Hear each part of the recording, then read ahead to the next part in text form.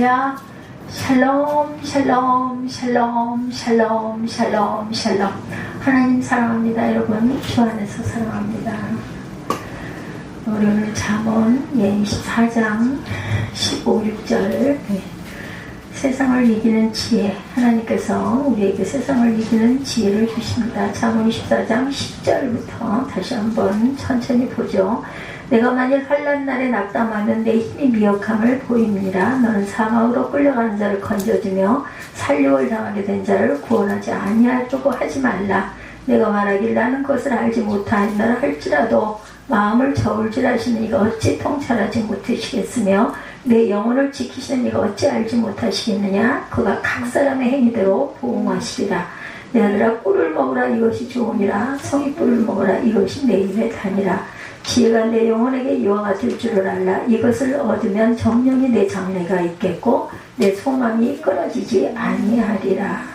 악한 자예여 의인의 집을 엿보지 말며 그가 쉬는 처소를 헐지 말라. 대저 의인은 7번 넘어질지라도 다시 일어나려니와 악인은 재앙으로 말미암아 엎드러집니다. 우리가 하나님의 은혜 안에 송이꿀을 하나님의 귀한 말씀을 잘 먹고 그것으로 힘을 내는 저와 여러분이 되시기를 주님의 이름으로 축복합니다.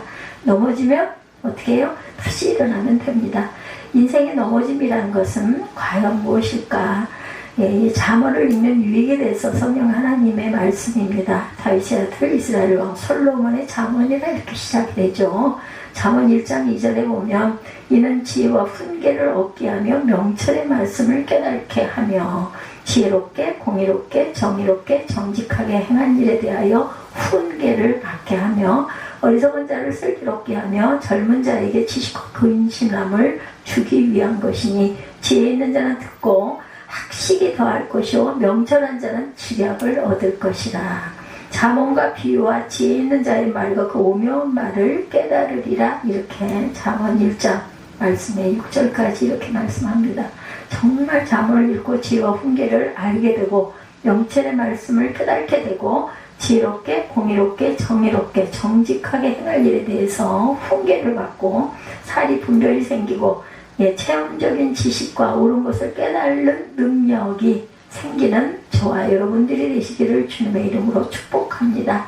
매일 잠언을 읽고 또 잠언 일기들을 쓰신다고 그래요. 그죠? 일상생활에 내 안에 있는 하나님께서 뭔가 말씀하시고 가이드해 주시는 것을 경험하기도 합니다.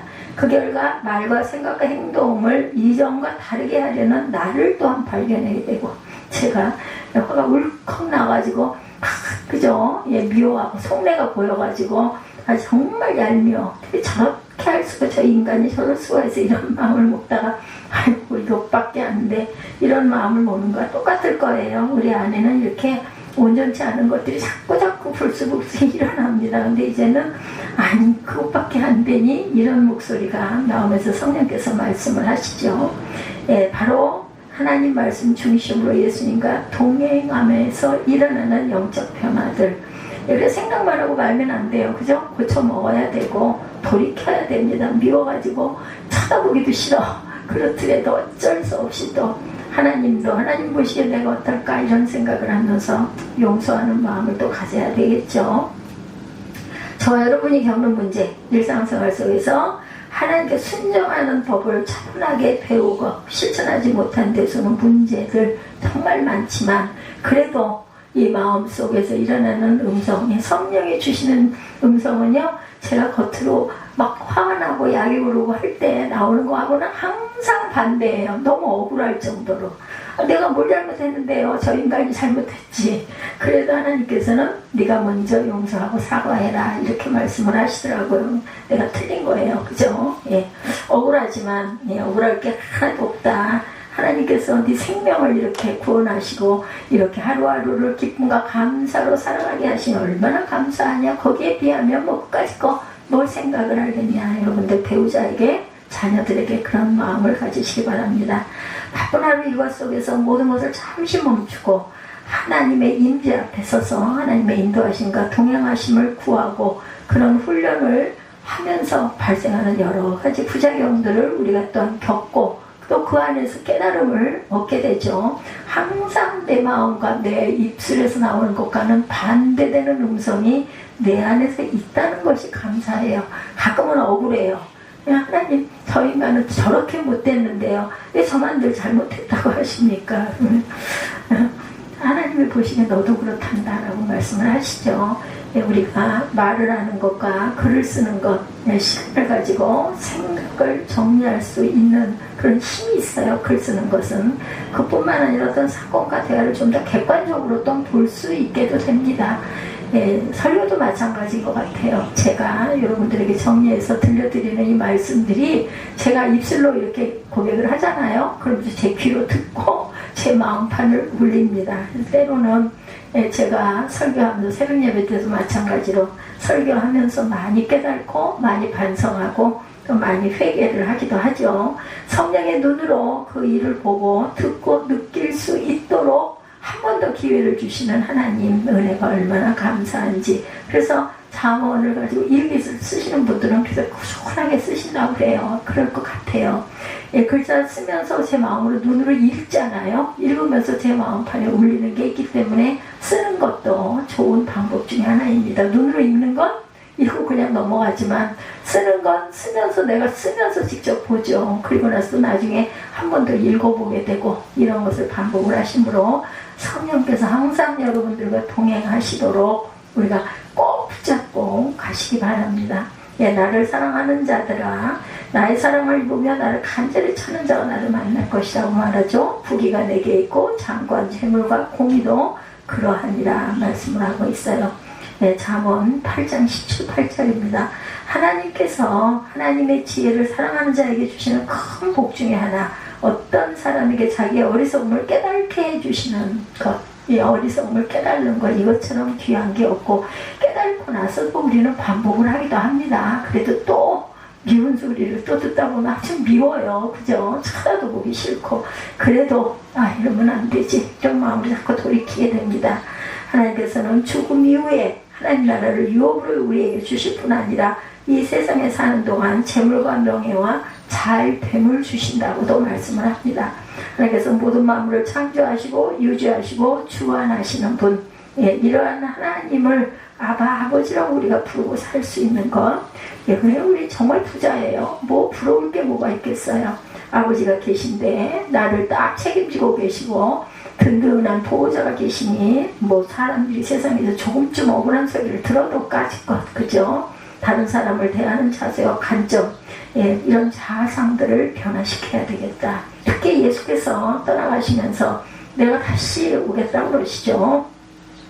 말씀을 붙들고 그분의 재림을 기다리고 사는 인생, 살아가는 자세, 관점, 그리고 자아상이 모두 예수께 집중되어져 있기를 주님의 이름으로 축복합니다.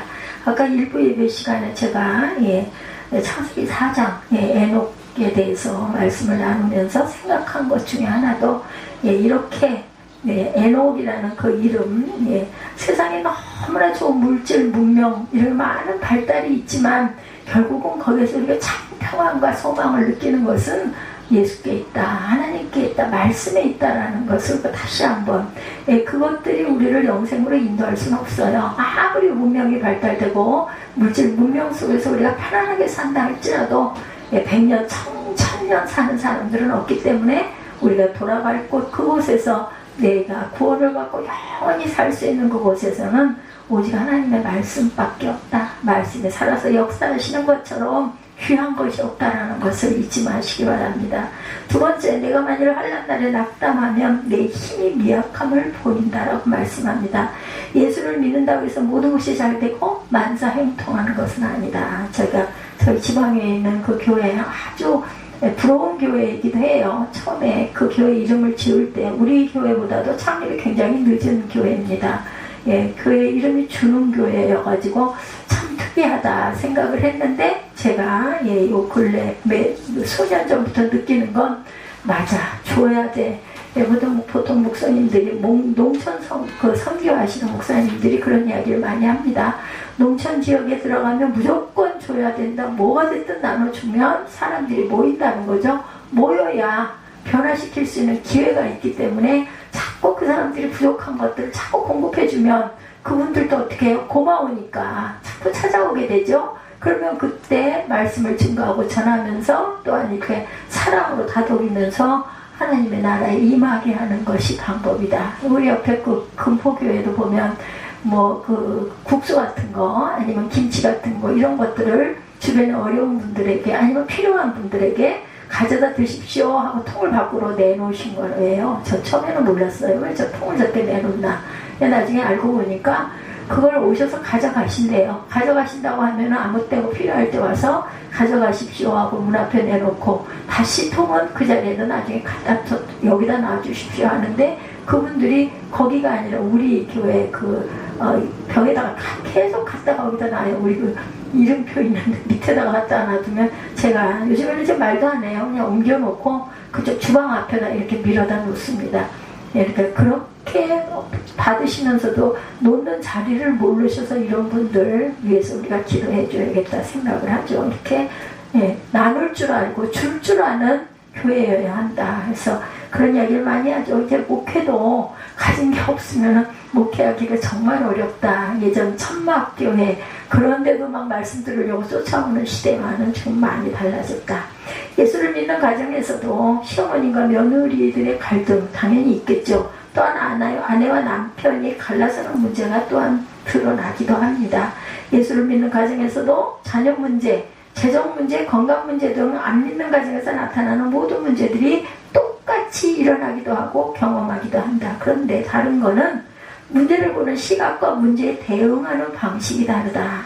예수를 믿는 사람, 예수를 모르거나 안 믿는 사람 모든 일이 우연이 아닌 하나님의 섭리의 일부분이라는 것. 하나님께서는 본심이 우리가 고통받고 잘못되기를 원하시는 마음이 절대로 아니시라는 것. 본심이 아니라 잠언 말씀의 3장 33절이죠. 잠언이 아니라 어디죠? 에레미야 애가 그죠? 3장 33절. 본심이 절대로 아니시라는 거 잊지 마시기 바랍니다. 세상의 모든 일이 주권자 없이 우연히 일어나는 일이라 생각하지만 하나님의 말씀은 하나님께 기도드림으로 문제를 해결받으려고 하는 이런 저와 여러분들의 마음을 성령 하나님께서는 알고 계시다는 거 잊지 마시기 바랍니다. 내가 가진 힘과 지식으로 문제를 해결하려고 아무리 애써도 그것은 풀리지가 않습니다. 다만 만물을 창조하신 하나님께서 우리에게 그 어떤 일도 우연히 일어나는 일이 없다라고 가르쳐주세요. 심지어는 어떻게 해요? 공중에 나는 참새 한 마리도 그냥 떨어지는 법이 없다고 그러죠. 참새 2마리가 한 아시리온에 팔리지 않느냐. 그러나 너희 아버지께서 허락하지 아니하시면 그 하나도 땅에 떨어지지 아니하리라. 이렇게 말씀합니다. 마태복음 10장 29절 말씀이죠. 이 말씀은 어떤 사람에게는 큰 위로가 되고 어떤 사람에게는 의문이 되기도 해요. 그리스도인들은 모든 일을 주관하시는 하나님이 다스리고 통치하신다라고 생각을 하지만 믿지 않는 사람들은 그렇게 생각하지 않죠. 대부분의 그리스도인들은 다음과 같은 성경 말씀을 암송하고 갑니다. 고린도전서의 말씀이죠. 보면 감당할 시험이 없다고 말씀하세요. 오직 하나님은 미쁘시니 너희가 감당하지 못할 시험당함을 허락하지 아니하시고 시험당할지언에 또한 피할 길을 내서 너희로 능히 감당하게 하시는 하나님이다. 따라서 그리스도인들은 문제를 만났을 때 하나님을 늘 의지하죠. 하나님께 나아가 도움을 청합니다. 그리고 기도합니다. 하나님, 사람이 감당할 시험밖에는 우리에게 당할 것이 없다고 말씀하셨는데 이번에 제가 만난 이 어려운 일도 제가 감당할 수 있게 해주실 줄 믿습니다. 이렇게 기도해요. 근데 아무리 사방을 둘러봐도 몇 날을 생각해봐도 해결될 수 있는 길이 안 보입니다. 이럴 때 우리 어떻게 해요? 지혜 주옵소서 이렇게 기도해야 되겠죠? 바로 이런 기도가 하나님을 모르거나 안 믿는 세상 사람과 하나님을 믿는 사람의 그러한 삶을 갈라놓는 분기점이라는 것. 하나님을 모르거나 안 믿는 사람은 제한된 자기의 능력과 지식과 힘을 가지고 자기가 그 일을 해결하려고 합니다. 근데 그리스도인들은 접근 방식이 다르죠? 하나님께 의지합니다. 도움을 청하죠. 내가 해결하는 것이 아니라 하나님의 힘과 능력을 구합니다. 이렇게 우리가 기도합니다. 모든 일에 대해서 하나님을 의지한다는 점이 어떤 사람에게는 마음의 걸림돌로 오기도 해요. 그러나 인생을 살아가면서 살아갈수록 점점 더 깨닫는 것, 우리 인간이 할 수 있는 것이 정말 적고 미미하다. 예, 저는 그걸 항상 느낍니다.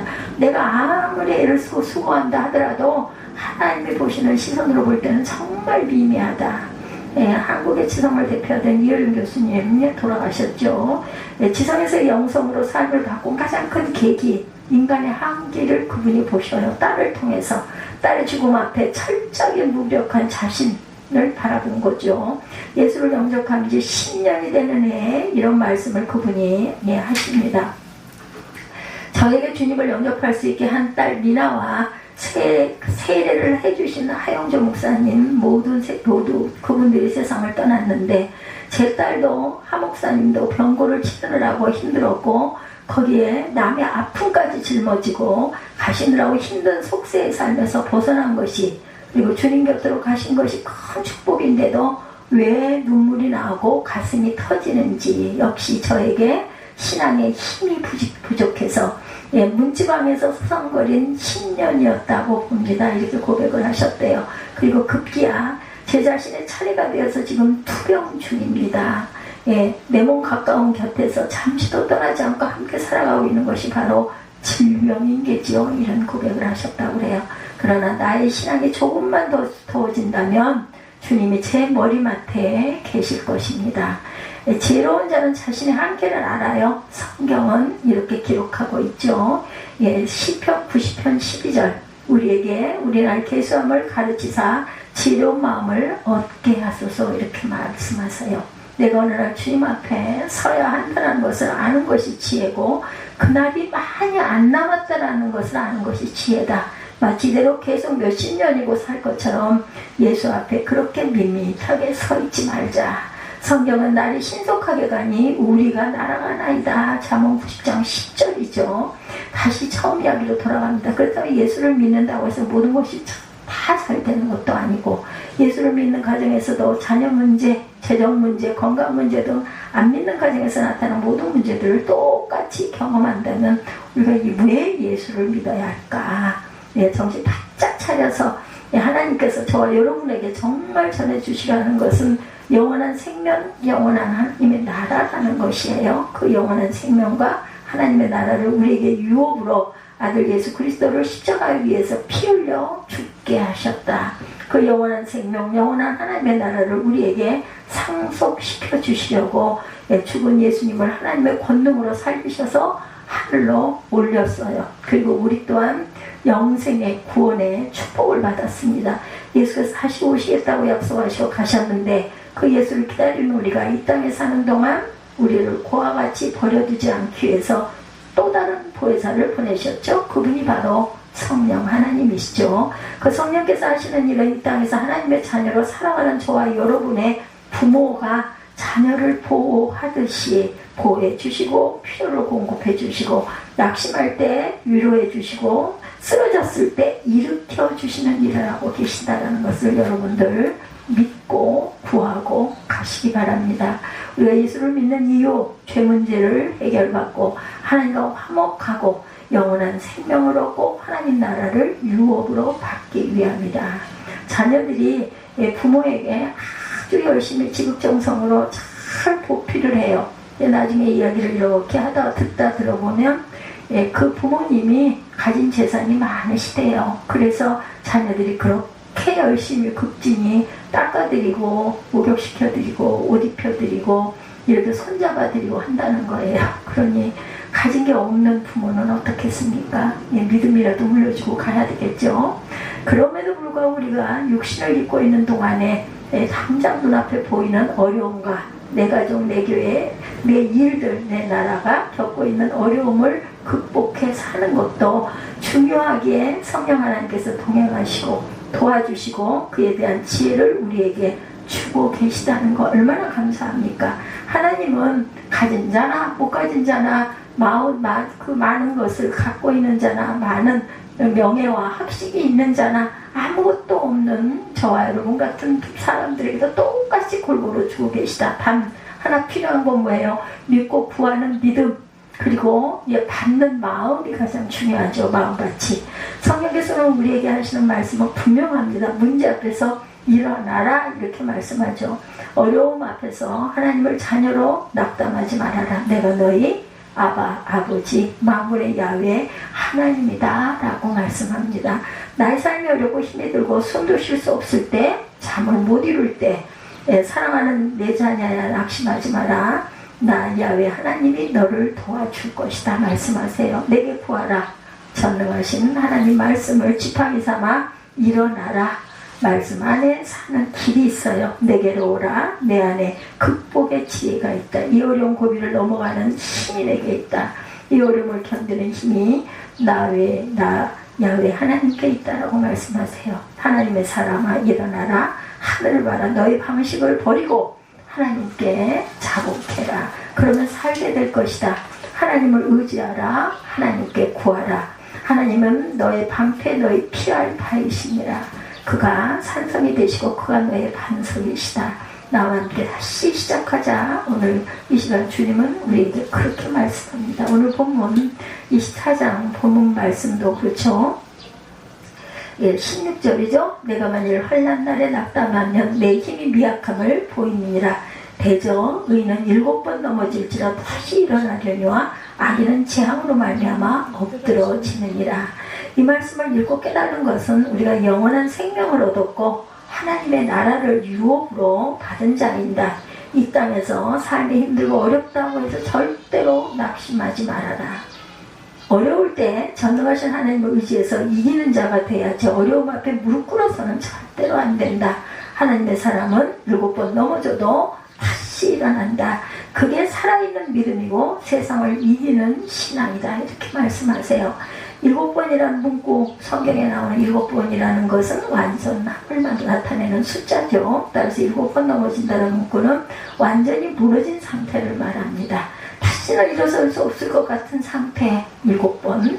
그런데 성경은 의인, 하나님의 사람은 어떻게 해요? 다시 그러함에도 일어날 수 있단다. 영원한 생명을 얻고 하나님 나라를 유업으로 받은 저와 여러분들은 이 세상에 사는 동안 어떤 일을 만나도 우리를 붙드신 아버지로 인해서 우리는 얼마든지 다시 세임받고 일어날 수 있다.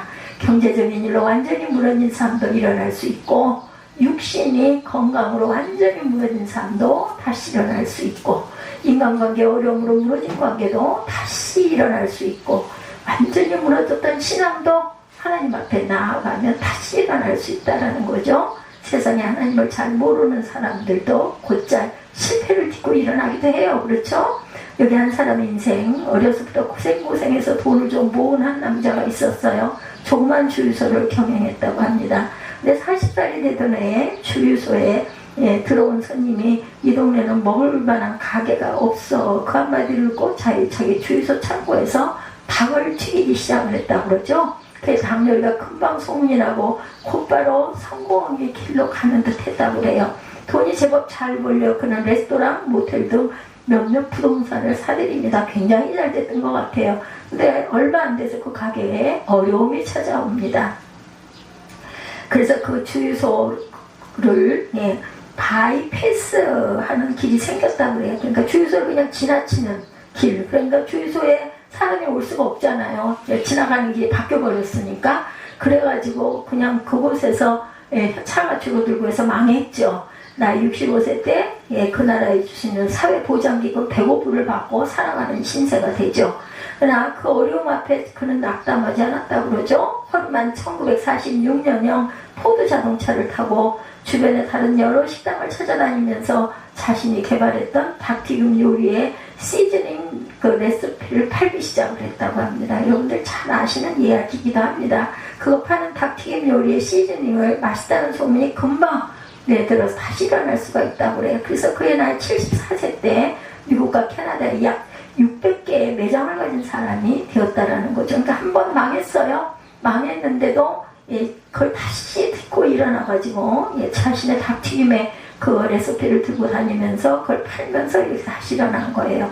그래서 캐나다에 600여 개 매장을 가진 사람, 그의 이름은 KFC 창업자 그 샌들러입니다. 말씀으로 돌아와서 잠언의 의인은 하나님을 경외하고 하나님의 뜻대로 살려고 노력하는 사람이다. 한마디로 하나님 믿는 사람, 반면 잠언의 악인은 하나님을 무시하고 자신의 뜻을 고집하는 사람, 하나님 안 믿는 사람이에요. 믿는 사람과 안 믿는 사람. 근데 의인이 7번 넘어집니다. 완전한 숫자, 다시는 일어날 수 없을 정도로 넘어지는 거죠. 예, 7번은 신학적인 완전수. 그러니까 7번 넘어진다는 것은 계속 넘어져서 절대로 일어날 수 없어. 이 지경이 됐어요. 근데 의인, 하나님을 경외하는 사람이 계속 넘어질 수도 있는가? 그러나 성경은 말씀하세요. 하나님 믿는 의인도 계속 넘어질 수 있다라고 말씀하십니다. 하나님의 의인의 넘어짐을 허용하신다라는 거죠. 그렇다면 하나님이 믿는 자의 넘어짐을 왜 허락하시나? 인생의 넘어짐의 의미를 우리가 알아야 된다. 넘어지는 것은 실패가 아니다. 인생의 성숙은 넘어짐을 통해서 일어난다는 거. 아기들, 그죠? 걸음마 배우려고 할 때, 일어날 때 일어나다가 계속 엉덩방아 찌는 것과 똑같습니다. 인생의 성숙함은 넘어짐을 통해서 이루어진다. 성경은 넘어지지 않는 법을 가르쳐주지 않아요. 넘어져야 배울 수 있기 때문이다. 아이가 혼자 걷기 위해서 3000번을 넘어진답니다. 적어도 3000번의 실패를 통해 겨우 한 발을 떼기 시작. 근데요, 아기가 발을 하나 떼고 나면 그 다음부터는 금방 엄청 잘 가요. 막 애를 못 쫓아갈 정도로 다rum박질합니다. 그 다음 또 넘어지죠. 또 울죠. 울고 나서도 또 걸어요. 그리고 또 걸어가고 나중엔 뛰어다니죠. 넘어지면 실패가 아니다. 성공으로 가는 과정이다. 자전거를 배울 때도, 스케이트를 배울 때도, 영어를 배울 때도, 젓가락질을 배울 때도 많은 실패를 한 후에 온전해진다는 것. 악기를 배우고 운동을 배울 때도 한 가지 동작을 몇천 번 이상 해야 몸에 익어서 잘 할 수 있는 그런 상태가 된다. 여러분들 들으셔서 아실 거예요. 2010년 운전면허 필기시험을 950번 만에 합격한 할머니의 기사가 보도됩니다. 69세인 차 사순 할머니 2005년 4월 13일 첫 필기시험을 본 뒤 계속 낙방을 했다고 그래요. 나 포기하지 않고 950번째 이종 보통 필기시험에 카트라인 60점으로 합격을 했다고 합니다. 시장에서 야채를 파는 할머니는 생업을 위해서 운전면허가 꼭 필요했다고 그래요. 그래서 환갑이 넘은 나이에 도전해서 실패도 끝까지 도전해 결국은 성공을 했다는 거죠. 이렇게 650번씩이나 950번씩이나 시험을 본 것도 대단하고 60점으로 합격을 한 것도 대단합니다. 그렇죠. 보통 사람들 같으면 몇십 번 하다가 안 되면 아유 나는 운전 안 해야 되려나 봐. 나이가 그죠? 젊은 나이도 아니고 69세니까 아유 나는 불가능해 이랬을 텐데 끝까지 해가지고 합격을 했다는 거. 이런 거는 성공하죠. 뭐라든지. 예, 위인들은 넘어진 횟수보다는 한 번 더 일어났기 때문에 이런 유명한 위인이 되었다라는 것. 승자는 한 번 더 시도해본 패자다라는 유명한 말도 있습니다. 그래서 넘어진 횟수가 중요한 거 아니라 일어났다는 것이 중요하다. 우리가 살면서 실패는 수없이 다가옵니다. 그러나 실패를 끝으로 보느냐 과정으로 보느냐 따라서 미래는 달라질 수 있고 실패는 결코 끝이 아니다. 고난은 악이 아니라 약이다 이렇게 생각을 해야 합니다. 서양에서는 외과 의사들이 아이들을 수술하기 전에 이렇게 달랜다고 합니다.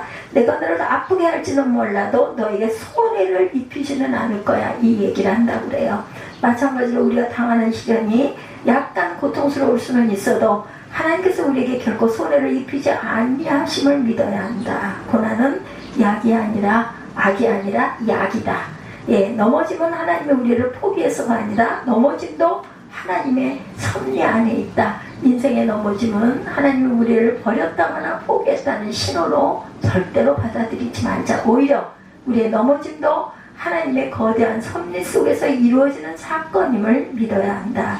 베드로는 넘어지기 전에는 자신만만했죠. 주와 함께 오게도 가고 주와 함께 기꺼이 죽겠노라. 누가복음 22장 33절에 보면 큰 소리를 칩니다. 근데 막상 위기가 닥치자 어떻게 했어요? 예수님을 버리고 도망가죠. 3번이나 부인합니다. 계집종의 추궁 앞에 예수님을 부인하고 심지어 저주까지 했어요. 예수님이 베드로의 넘어짐을 다 알고 계셨지만 허용하신 이유는 베드로가 넘어져 봐야 자기 자신을 맹신하지 않고 주님을 의지하는 제자로 세워질 수 있기 때문이었다. 그래서 실패를 통해서 더욱 단련되어진 베드로는 전설에 오면 닭이 울 때마다 무릎을 꿇고 울었다고 그래요. 즉 베드로의 넘어짐은 하나님의 섭리 속에서 허용된 사건이다. 그래서 실패를 통해 더욱 단련되어진 베드로는 전설에 의하면 닭이 물 때마다 무릎을 꿇고 울었다는 거죠. 우리도 마찬가지. 우리 삶이 넘어지지 않고 날마다 하는 일마다 형통하다면 우리가 굳이 하나님 앞에 나가 무릎을 꿇지 않을 것이고, 교만해져서 하나님 뜻을 묻지도 않을 것이고, 내 마음대로 살아가는 내 멋대로의 인생이 될 뻔했다.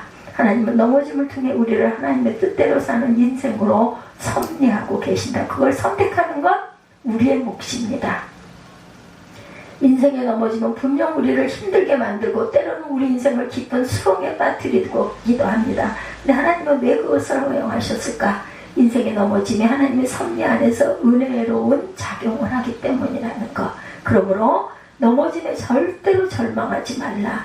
인생에 넘어지고 분명 쓰라린 경험이지만 거기에 절망하지 말아야 한다. 인생의 실패는 때로는 약이 되기 때문이다. 세상에는 성공학이라는 학문도 있지만 실패학이라는 학문도 있습니다. 실패학은 실패를 약으로 만드는 학문인 거죠. 일본에서 실패학을 연구해서 실패학 바람을 일으킨 도쿄대 히타무라 요타로 교수는 성공하는 사람과 그러지 못하는 사람의 가장 큰 차이점은 실패를 다루는 태도에 있다, 이렇게 말한다고 해요.